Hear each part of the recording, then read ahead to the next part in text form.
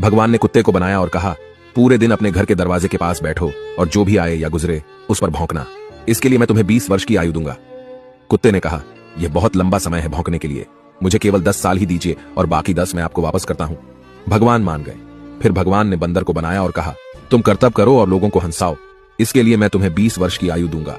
बंदर ने कहा, 20 वर्षों तक कर्तव्य करना, क्या मैं 10 वर्ष वापस कर दूं जैसे कुत्ते ने किए? भगवान मान गए। इसके बाद भगवान ने गाय को बनाया और कहा, तुम्हें हर दिन किसान के साथ खेत में जाना है, उसका हाथ बटाना है और किसान के परिवार को दूध देना है, इसके लिए मैं तुम्हें 60 वर्ष की आयु दूंगा। गाय ने कहा, 60 वर्षों के लिए यह कठिन जीवन है, मुझे 20 वर्ष ही दीजिए और बाकी 40 मैं आपको वापस करती हूं। और भगवान फिर मान गए।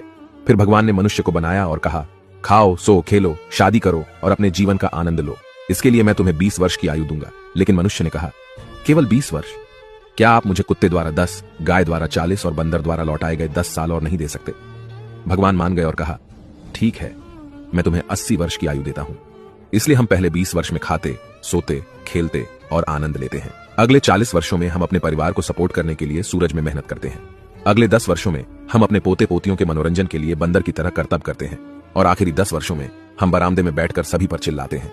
यही मानव जीवन है।